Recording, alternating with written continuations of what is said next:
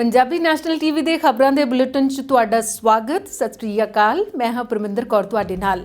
ਪਹਿਲਾਂ ਅੱਜ ਦੀਆਂ ਮੁੱਖ ਖਬਰਾਂ ਤੇ ਪਾਉਂਦੇ ਹਾਂ ਝਾਤ।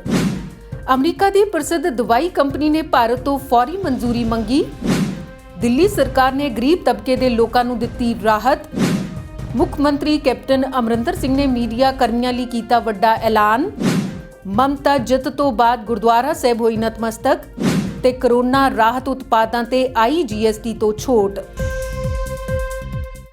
ਤੇ ਹੁਣ ਖਬਰਾਂ ਵਿਸਥਾਰ ਨਾਲ।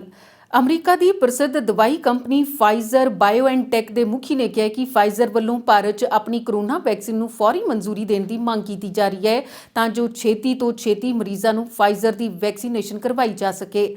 ਉਹਨਾਂ ਨੇ ਨਾਲ ਹੀ ਆਖਿਆ ਕਿ ਕਰੋਨਾ ਮਰੀਜ਼ਾਂ ਦੇ ਇਲਾਜ ਲਈ $7 ਕਰੋੜ ਤੋਂ ਵੱਧ ਦੀਆਂ ਮੁਫਤ ਦਵਾਈਆਂ ਦਾਨ ਕੀਤੀਆਂ ਜਾ ਰਹੀਆਂ ਨੇ।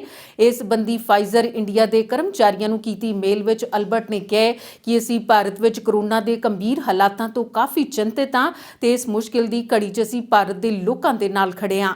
ਉਹਨਾਂ ਆਖਿਆ ਕਿ ਫਾਈਜ਼ਰ ਭਾਰਤ ਦੀ ਕਰੋਨਾ ਖਿਲਾਫ ਲੜਾਈ 'ਚ ਭਾਈਵਾਲ ਬਣਨ ਦੇ ਸਮਰੱਥ ਹੈ ਤੇ ਕੰਪਨੀ ਦੇ ਇਤਿਹਾਸ ਵਿੱਚ ਪਹਿਲੀ ਵਾਰ ਹੈ ਕਿ ਇਨਸਾਨੀਅਤ ਦੇ ਭਲੇ ਲਈ ਅਸੀਂ ਕੰਮ ਕਰ ਰਹੇ ਹਾਂ। ਉਹਨਾਂ ਆਖਿਆ ਕਿ ਫਾਈਜ਼ਰ ਇਹ ਦਵਾਈਆਂ ਭਾਰਤ ਦੇ ਹਰੇਕ ਸਰਕਾਰੀ ਹਸਪਤਾਲ 'ਚ ਕਰੋਨਾ ਮਰੀਜ਼ਾਂ ਨੂੰ ਮੁਫਤ 'ਚ ਮੁਹੱਈਆ ਕਰਾਉਣ ਲਈ ਦਾਨ ਕਰ ਰਿਹਾ ਹੈ।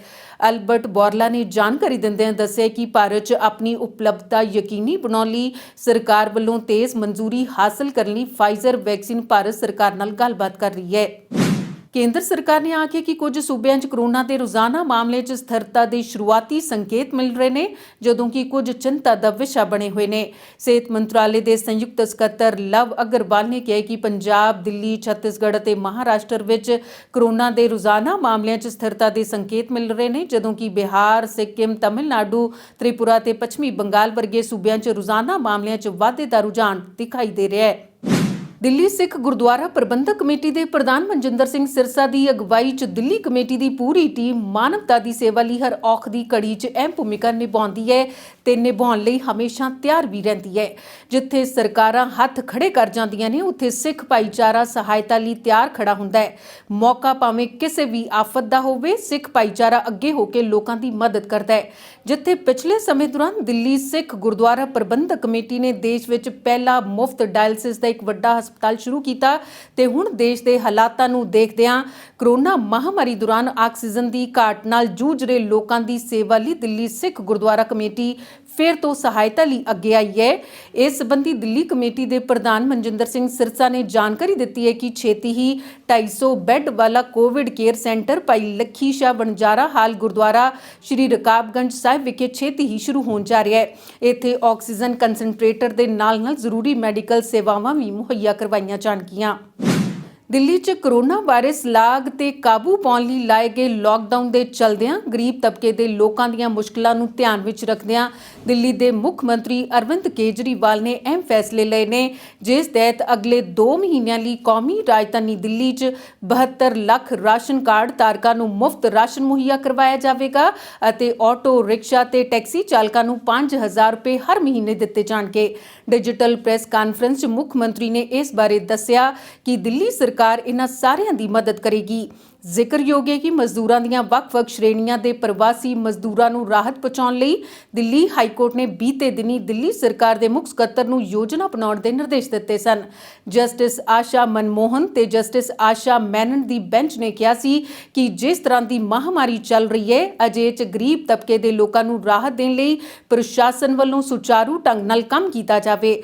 ਬੈਂਚ ਨੇ ਕਿਹਾ ਸੀ ਕਿ ਮੁੱਖ ਸਕੱਤਰ ਇਸ ਨੂੰ ਯਕੀਨੀ ਬਣਾਉਣ ਕਿ ਸਮਾਜਿਕ ਸੁਰੱਖਿਆ ਐਕਟ 2008 ਤਹਿਤ ਰਜਿਸਟ੍ਰੇਸ਼ਨ ਪ੍ਰਕਿਰਿਆ ਸੌਖੀ ਕਰਨ ਤੇ ਇਸ ਨੂੰ ਜ਼ਮੀਨੀ ਪੱਧਰ ਤੇ ਲਾਗੂ ਕੀਤਾ ਜਾਵੇ।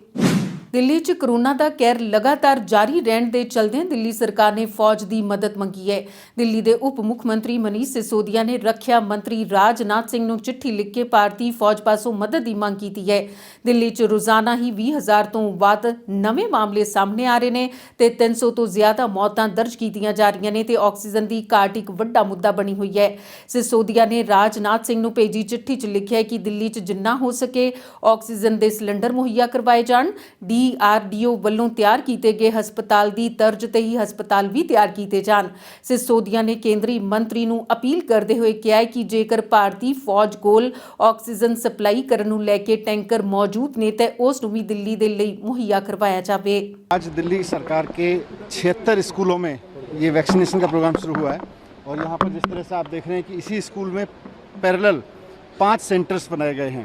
तो इस तरह से पूरी दिल्ली में इस वक्त आज 301 सेंटर्स पर वैक्सीनेशन का प्रोग्राम शुरू हुआ है 18 साल से 45 साल के बीच के लोगों के लिए।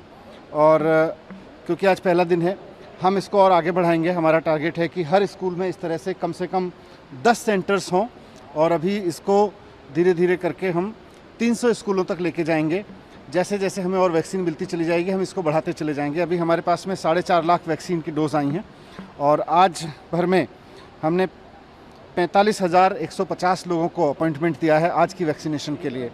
मैं उम्मीद करता हूं कि जिस तरह का अभी सुबह सुबह का रिस्पॉन्स है, एक सेंटर पर एक लाइन में लगने के लिए हमने 150 लोगों को बुलाया है और सभी के सभी टर्न आउट हो रहे हैं। पूरा 100% लोग आ रहे हैं। अभी तक किसी भी सेंटर पर ऐसा नहीं हुआ कि कोई व्यक्ति नहीं आया हो या किसी सेंटर पर कम प्रेजेंस हो। तो ऐसा लग रहा है कि ये 100% टर्नआउट लोगों का रहेगा। युवाओं में काफ़ी उत्साह है। मैंने लोगों से भी मिला जाके, उनसे पूछा कि आपको वैक्सीन का रजिस्ट्रेशन कराने में कोई दिक्कत तो नहीं हुई। तो उन्होंने कहा रजिस्ट्रेशन में कोई नहीं हुई लेकिन अपॉइंटमेंट लेने में हो रही है, क्योंकि अभी अपॉइंटमेंट में तो 4.5 लाख वैक्सीन ही आई हैं और लिमिटेड सेंटर्स ही हैं। अभी 300 सेंटर्स हैं पूरी दिल्ली में। जैसे जैसे सेंटर्स बढ़ेंगे वैक्सीन अवेलेबल होने के बाद वैसे वैसे वो दिक्कतें भी दूर हो जाएंगी। पर मुझे खुशी है कि अब इतनी बड़ी संख्या में जब लोगों को वैक्सीन लगने लगेगी तो लोगों की इम्यूनिटी भी बढ़ेगी और हमें कोरोना से लड़ने में मदद मिलेगी, कोरोना पर काबू पाने में मदद मिलेगी। ਮੁੱਖ ਮੰਤਰੀ ਕੈਪਟਨ ਅਮਰਿੰਦਰ ਸਿੰਘ ਨੇ ਐਲਾਨ ਕੀਤਾ ਕਿ ਸੂਬੇ 'ਚ ਮਾਨਤਾ ਪ੍ਰਾਪਤ ਅਤੇ ਪੀਲੇ ਕਾਰਡ ਧਾਰਕ ਸਾਰੇ ਪੱਤਰਕਾਰਾਂ ਨੂੰ ਕੋਵਿਡ ਵਿਰੁੱਧ ਲੜਾਈ 'ਚ ਫਰੰਟ ਲਾਈਨ ਯੋਧਿਆਂ ਦੀ ਸੂਚੀ 'ਚ ਸ਼ਾਮਿਲ ਕੀਤਾ ਜਾਵੇਗਾ। ਜਾਣਕਾਰੀ ਮੁਤਾਬਿਕ ਇਸ ਤੋਂ ਪਹਿਲਾਂ ਪੰਜਾਬ ਸਰਕਾਰ ਨੇ ਇਸ ਸੰਬੰਧੀ ਕੇਂਦਰ ਨੂੰ ਲਿਖ ਕੇ ਪੱਤਰਕਾਰਾਂ ਨੂੰ ਫਰੰਟ ਲਾਈਨ ਯੋਧਿਆਂ ਦੀ ਸੂਚੀ 'ਚ ਸ਼ਾਮਿਲ ਕਰਨ ਦੀ ਅਪੀਲ ਕੀਤੀ ਸੀ, ਜਿਸ ਨੂੰ ਕੇਂਦਰ ਨੇ ਠੁਕਰਾ ਦਿੱਤਾ ਸੀ। ਜਿਸ ਮਗਰੋਂ ਚੰਡੀਗੜ੍ਹ ਸਥਿਤ ਪੱਤਰਕਾਰਾਂ ਵੱਲੋਂ ਪੰਜਾਬ ਸਰਕਾਰ ਨੂੰ ਇਸ ਸੰਬੰਧੀ ਮੁੜ ਅਪੀਲ ਕੀਤੀ ਗਈ ਸੀ। ਇਸ ਦੇ ਨਾਲ ਹੀ ਸੂਬੇ 'ਚ ਬਿਜਲੀ ਨਿਗਮ ਦੇ ਸਾਰੇ ਮੁਲਾਜ਼ਮਾਂ ਨੂੰ ਵੀ ਫਰੰਟ ਲਾਈਨ ਵਰਕਰਾਂ ਦੇ ਦਾਇਰੇ ਹੇਠ ਲਿਆਂਦਾ ਗਿਆ ਹੈ। ਕੋਵਿਡ ਸਮੀਖਿਆ ਲਈ ਉੱਚ ਪੱਧਰੀ ਬੈਠਕ ਦੀ ਪ੍ਰਧਾਨਗੀ ਕਰਦੇ ਹੋਏ ਮੁੱਖ ਮੰਤਰੀ ਨੇ ਕਿਹਾ ਕਿ ਪੱਤਰਕਾਰਾਂ ਸਮੇਤ ਇਹ ਮੁਲਾਜ਼ਮ ਪਹਿਲ ਦੇ ਆਧਾਰ ਤੇ ਟੀਕਾ ਲਗਵਾਉਣ ਸਣੇ ਉਹਨਾਂ ਸਾਰੇ ਲਾਭਾਂ ਲਈ ਯੋਗ ਹੋਣਗੇ ਜੋ ਬਾਕੀ ਫਰੰਟ ਲਾਈਨ ਵਰਕਰ ਸੂਬਾ ਸਰਕਾਰ ਪਾਸੋਂ ਹਾਸਲ ਕਰਨ ਦੇ ਹੱਕਦਾਰ ਨੇ। ਇੱਕ ਉੱਚ ਪੱਧਰੀ ਵਰਚੁਅਲ ਸਮੀਖਿਆ ਬੈਠਕ ਦੌਰਾਨ ਮੁੱਖ ਮੰਤਰੀ ਨੇ ਕੇਂਦਰ ਸਰਕਾਰ ਨੂੰ ਸੂਬੇ ਨੂੰ ਹੋਰ ਆਕਸੀਜਨ ਟੈਂਕਰ ਮੁਹੱਈਆ ਕਰਾਉਣ ਦੀ ਵੀ ਅਪੀਲ ਕੀਤੀ ਹੈ। ਉਹਨਾਂ ਆਖਿਆ ਕਿ ਪੰਜਾਬ ਕੋਲ ਕੋਵਿਡ ਪੀੜਤ ਮਰੀਜ਼ਾਂ ਦੀ ਜਾਨ ਬਚਾਉਣ ਲਈ ਆਕਸੀਜਨ ਲਿਜਾਣ ਲਈ ਲੋੜੀਂਦੇ ਟੈਂਕਰ ਉਪਲਬਧ ਨਹੀਂ। ਮੁੱਖ ਮੰਤਰੀ ਨੇ ਇਹ ਵੀ ਆਖਿਆ ਕਿ ਸੂਬੇ ਨੂੰ ਤੁਰੰਤ ਹੋਰ ਟੈਂਕਰਾਂ ਦੀ ਲੋੜ ਹੈ, ਕਿਉਂਕਿ ਇਸ ਸਮੇਂ ਸੂਬੇ ਕੋਲ ਸਿਰਫ 15 ਟੈਂਕਰ ਹੀ ਉਪਲਬਧ ਨੇ। ਮੁੱਖ ਸਕੱਤਰ ਵਿਨੀ ਮਹਾਜਨ ਨੇ ਬੈਠਕ ਦੌਰਾਨ ਦੱਸਿਆ ਕਿ ਸੂਬੇ 'ਚ ਟਰਾਂਸਪੋਰਟਰਾਂ ਕੋਲ ਉਪਲਬਧ ਟੈਂਕਰਾਂ ਦੀ ਘਾਟ ਤੋਂ ਇਲਾਵਾ ਇਹ ਟੈਂਕਰ ਬੋਕਾਰੋ ਪਲਾਂਟ ਤੋਂ 90 ਮੀਟ੍ਰਿਕ ਟਨ ਕੋਟੇ ਦੀ ਅਲਾਟਮੈਂਟ ਲਿਆਉਣ ਵਿੱਚ ਲਗਭਗ 4 ਤੋਂ 5 ਦਿਨ ਲੱਗਦੇ ਨੇ, ਜਿਸ ਕਾਰਨ ਹਾਲਾਤ ਹੋਰ ਵਿਗੜ ਗਏ ਨੇ। ਉਨ੍ਹਾਂ ਆਖਿਆ ਕਿ ਜਦ ਤੱਕ ਸੂਬੇ ਨੂੰ ਵਧੇਰੇ ਟੈਂਕਰ ਨਹੀਂ ਮਿਲਦੇ ਸਥਿਤੀ ਹੋਰ ਵਿਗੜ ਸਕਦੀ ਹੈ। ਮੈਡੀਕਲ ਸਿੱਖਿਆ ਮੰਤਰੀ OP ਸੋਨੀ ਨੇ ਇਸ ਦੌਰਾਨ ਆਖਿਆ ਹੈ ਕਿ ਵੱਧ ਰਹੀ ਲੋੜ ਨੂੰ ਪੂਰਾ ਕਰਨ ਲਈ ਸਰਕਾਰੀ ਹਸਪਤਾਲਾਂ 'ਚ ਹੋਰ ਆਕਸੀਜਨ ਸਿਲੰਡਰਾਂ ਦੀ ਵੀ ਲੋੜ ਹੈ।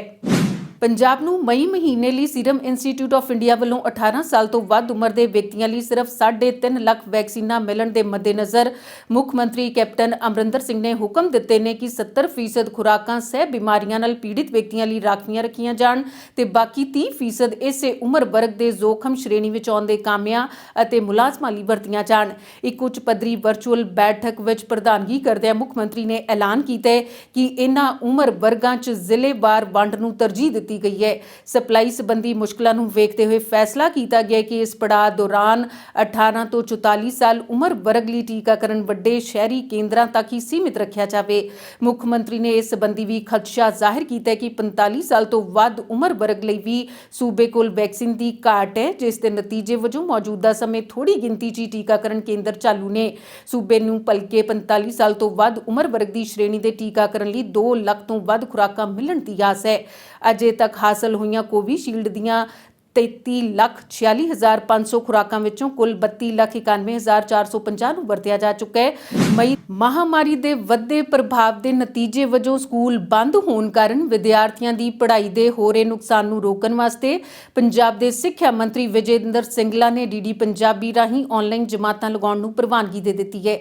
ਇਸ ਬਾਰੇ ਜਾਣਕਾਰੀ ਦਿੰਦੇ ਹੋਏ ਸਕੂਲ ਸਿੱਖਿਆ ਵਿਭਾਗ ਦੇ ਬੁਲਾਰੇ ਨੇ ਦੱਸਿਆ ਕਿ ਸਕੱਤਰ ਸਕੂਲ ਸਿੱਖਿਆ ਪੰਜਾਬ ਕ੍ਰਿਸ਼ਨ ਕੁਮਾਰ ਦੀ ਦੇਖ-ਰੇਖ ਹੇਠ 5 ਮਈ ਤੋਂ ਵੱਖ-ਵੱਖ ਜਮਾਤਾਂ ਦੀਆਂ ਆਨਲਾਈਨ ਕਲਾਸਾਂ ਸ਼ੁਰੂ ਹੋ ਰਹੀਆਂ ਨੇ। ਇਸ ਸੰਬੰਧੀ ਸਕੱਤਰ ਸਕੂਲ ਸਿੱਖਿਆ ਨੇ ਦੱਸਿਆ ਕਿ ਕੋਵਿਡ-19 ਸੰਬੰਧੀ ਜਾਰੀ ਹਦਾਇਤਾਂ ਮੁਤਾਬਿਕ ਵਿਦਿਆਰਥੀ ਸਕੂਲਾਂ 'ਚ ਨਹੀਂ ਆ ਸਕਦੇ, ਜਿਸ ਕਰਕੇ ਵਿਦਿਆਰਥੀਆਂ ਨੂੰ ਆਨਲਾਈਨ ਸਿੱਖਿਆ ਦੇਣ ਦੇ ਪ੍ਰਬੰਧ ਕੀਤੇ ਗਏ ਨੇ। ਮਮਤਾ ਬੈਨਰਜੀ ਲਗਾਤਾਰ ਤੀਜੀ ਵਾਰ ਮੁੱਖ ਮੰਤਰੀ ਦੇ ਅਹੁਦੇ ਦੀ ਸਹੁੰ 5 ਮਈ ਨੂੰ ਚੁੱਕਣਗੇ। ਵਿਧਾਨ ਸਭਾ ਚੋਣਾਂ 'ਚ ਸ਼ਾਨਦਾਰ ਜਿੱਤ ਤੋਂ ਬਾਅਦ ਨਵੇਂ ਚੁਣੇ ਵਿਧਾਇਕਾਂ ਦੀ ਬੈਠਕ 'ਚ ਉਹਨਾਂ ਨੂੰ ਸਰਬਸੰਮਤੀ ਨਾਲ ਵਿਧਾਇਕ ਦਲ ਦਾ ਆਗੂ ਚੁਣਿਆ ਗਿਆ। ਮੀਟਿੰਗ ਤੋਂ ਬਾਅਦ ਪੱਤਰਕਾਰਾਂ ਨਾਲ ਗੱਲਬਾਤ ਕਰਦਿਆਂ ਤ੍ਰਿਣਮੂਲ ਕਾਂਗਰਸ ਦੇ ਜਨਰਲ ਸਕੱਤਰ ਪਾਰਥ ਚੈਟਰਜੀ ਨੇ ਦੱਸਿਆ ਕਿ ਮੁੱਖ ਮੰਤਰੀ ਨਾਲ ਕੈਬਨਿਟ ਦੇ ਦੂਜੇ ਮੈਂਬਰ ਵੀ ਸਹੁੰ ਚੁੱਕਣਗੇ। ਇਸ ਦੇ ਨਾਲ ਹੀ 6 ਮਈ ਨੂੰ ਵਿਧਾਨ ਸਭਾ ਦਾ ਸੈਸ਼ਨ ਵੀ ਸੱਦਿਆ ਗਿਆ, ਜਿੱਥੇ ਨਵੇਂ ਚੁਣੇ ਵਿਧਾਇਕਾਂ ਨੂੰ ਸਹੁੰ ਚੁਕਾਈ ਜਾਵੇਗੀ। ਜ਼ਿਕਰਯੋਗ ਹੈ ਕਿ ਮਮਤਾ ਬੈਨਰਜੀ ਇਸ ਤੋਂ ਪਹਿਲਾਂ ਕੋਲਕਾਤਾ ਦੇ ਭਵਾਨੀਪੁਰ ਦੇ ਗੁਰਦੁਆਰਾ ਸਾਹਿਬ ਵਿੱਚ ਮੱਥਾ ਟੇਕਣ ਪੁੱਜੇ ਅਤੇ ਗੁਰੂ ਘਰ ਤੋਂ ਆਸ਼ੀਰਵਾਦ ਲਿਆ ਤੇ ਜੈਕਾਰੇ ਵੀ ਲਾਏ। ਕੋਲਕਾਤਾ 'ਚ ਪੰਜਾਬੀ ਭਾਈਚਾਰਾ ਟਰਾਂਸਪੋਰਟਰ ਕਾਰੋਬਾਰ 'ਚ ਮੋਹਰੀ ਹੈ ਤੇ ਭਵਾਨੀਪੁਰ ਸਿੱਖਾਂ ਦਾ ਗੜ੍ਹ ਮੰਨਿਆ ਜਾਂਦਾ ਹੈ, ਜਿੱਥੇ 80,000 ਤੋਂ ਵੱਧ ਪੰਜਾਬੀ ਭਾਈਚਾਰੇ ਨਾਲ ਸੰਬੰਧਿਤ ਲੋਕ ਰਹਿੰਦੇ ਨੇ। ਦੱਸਣਾ ਬਣਦਾ ਹੈ ਕਿ ਮਮਤਾ ਹੋਰਾਂ ਇਸ ਗੁਰਦੁਆਰੇ ਨੇੜੇ ਗੁਰੂ ਗੋਬਿੰਦ ਸਿੰਘ ਜੀ ਦੇ ਨਾਂ ਤੇ ਗੇਟ ਬਣਾਉਣ ਦੀ ਮਨਜ਼ੂਰੀ 6 ਮਹੀਨੇ ਪਹਿਲਾਂ ਹੀ ਦਿੱਤੀ ਹੋਈ ਹੈ। ਸੰਯੁਕਤ ਕਿਸਾਨ ਮੋਰਚੇ ਦੇ ਆਗੂਆਂ ਨੇ ਕੋਲਕਾਤਾ ਵਿੱਚ ਰੈਲੀਆਂ 'ਚ ਹਿੱਸਾ ਲੈ ਕੇ ਭਾਜਪਾ ਨੂੰ ਵੋਟ ਨਾ ਦੇਣ ਦਾ ਸੱਦਾ ਦਿੱਤਾ ਸੀ, ਜਿਸ ਦੇ ਚਲਦਿਆਂ ਮਮਤਾ ਬੈਨਰਜੀ ਦੀ ਜਿੱਤ ਦੇ ਦਾਅਵੇ ਕੀਤੇ ਜਾ ਰਹੇ ਨੇ। ਹਸਪਤਾਲਾਂ 'ਚ ਬੈੱਡ ਤੇ ਆਕਸੀਜਨ ਦੀ ਕਮੀ ਤੋਂ ਬਾਅਦ ਹੁਣ ਦੇਸ਼ ਕਰੋਨਾ ਵੈਕਸੀਨ ਦੀ ਕਿੱਲਤ ਨਾਲ ਜੂਝ ਰਿਹਾ ਹੈ। ਕਈ ਸੂਬਿਆਂ 'ਚ ਟੀਕਿਆਂ ਦੀ ਕਮੀ ਦੇ ਕਾਰਨ 18 ਸਾਲ ਤੋਂ ਵੱਧ ਉਮਰ ਵਾਲਿਆਂ ਦਾ ਟੀਕਾਕਰਨ ਹੀ ਸ਼ੁਰੂ ਨਹੀਂ ਹੋ ਸਕਿਆ। ਹੁਣ ਵੈਕਸੀਨ ਦੀ ਕਮੀ ਬਾਰੇ ਸੀਰਮ ਇੰਸਟੀਚਿਊਟ ਦੇ CEO ਆਧਾਰ ਪੂਨਾਵਾਲਾ ਦਾ ਆਖਣਾ ਹੈ ਕਿ ਭਾਰਤ ਨੂੰ ਅਗਲੇ ਕੁਝ ਮਹੀਨਿਆਂ ਤੱਕ ਵੈਕਸੀਨ ਦੀ ਕਮੀ ਦਾ ਸਾਹਮਣਾ ਕਰਨਾ ਪੈ ਸਕਦਾ ਹੈ। ਪੂਨਾਵਾਲਿਆ ਨੇ ਕਿਹਾ ਹੈ ਕਿ 10 ਕਰੋੜ ਵੈਕਸੀਨ ਤਿਆਰ ਕਰਨ ਦੀ ਸਮਰੱਥਾ ਜੁਲਾਈ ਤੋਂ ਪਹਿਲਾਂ ਨਹੀਂ ਵਧਣ ਵਾਲੀ।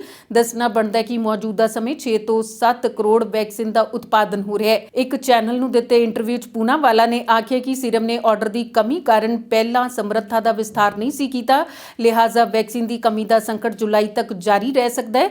ਉਨ੍ਹਾਂ ਆਖਿਆ ਕਿ ਪਹਿਲਾਂ ਸਾਡੇ ਕੋਲ ਜ਼ਿਆਦਾ ਆਰਡਰ ਨਹੀਂ ਸਨ, ਸਾਨੂੰ ਨਹੀਂ ਲੱਗਦਾ ਸੀ ਕਿ 1 ਸਾਲ ਵਿੱਚ 100 ਕਰੋੜ ਤੋਂ ਵੱਧ ਖੁਰਾਕਾਂ ਬਣਾਉਣ ਦੀ ਲੋੜ ਹੈ। ਅਧਿਕਾਰੀਆਂ ਨੂੰ ਵੀ ਜਨਵਰੀ 'ਚ ਦੂਜੀ ਲਹਿਰ ਦੀ ਉਮੀਦ ਨਹੀਂ ਸੀ ਤੇ ਹਰ ਕੋਈ ਅਸਲ ਵਿੱਚ ਇਹ ਮਹਿਸੂਸ ਕਰ ਰਿਹਾ ਸੀ ਕਿ ਭਾਰਤ 'ਚ ਮਹਾਮਾਰੀ ਖਤਮ ਹੋਣ ਦੀ ਕਗਾਰ ਤੇ ਹੈ, ਇਸ ਲਈ ਵੈਕਸੀਨ ਦਾ ਉਤਪਾਦਨ ਨਹੀਂ ਵਧਾਇਆ ਗਿਆ।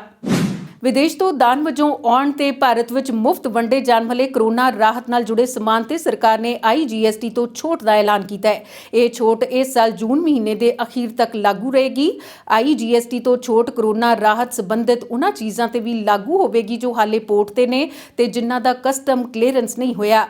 ਜ਼ਿਕਰਯੋਗ ਹੈ ਕਿ ਕਰੋਨਾ ਦੇ ਇਲਾਜ ਨਾਲ ਜੁੜੀਆਂ ਕਈ ਵਸਤਾਂ ਦੀ ਦਰਾਮਦ ਤੇ ਲੱਗਣ ਵਾਲੀ ਕਸਟਮ ਡਿਊਟੀ ਸਰਕਾਰ ਪਹਿਲਾਂ ਹੀ ਛੋਟ ਦੇ ਚੁੱਕੀ ਹੈ।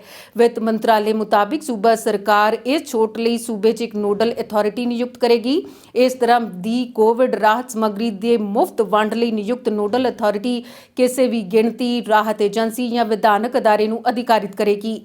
ਕਸਟਮ ਡਿਊਟੀ ਤੋਂ ਮਾਲ ਦੀ ਨਿਕਾਸੀ ਤੋਂ ਪਹਿਲਾਂ ਦਰਾਮਦਕਾਰ ਨੋਡਲ ਅਧਿਕਾਰੀ ਤੋਂ ਇਸ ਮਨਸ਼ਾ ਦਾ ਪ੍ਰਮਾਣ ਪੱਤਰ ਹਾਸਲ ਕਰੇਗਾ ਤਾਂ ਕਿ ਇਹ ਸਮੱਗਰੀ ਕੋਵਿਡ-19 ਰਾਹਤ ਤਹਿਤ ਮੁਫਤ ਵੰਡਣ ਲਈ ਹੈ। ਤੇ ਇਸ ਦੇ ਨਾਲ ਹੀ ਖਬਰਾਂ ਦਾ ਬੁਲੇਟਿਨ ਖਤਮ ਹੁੰਦਾ ਹੈ। ਇਜਾਜ਼ਤ ਚਾਹਾਂਗੇ। ਧੰਨਵਾਦ।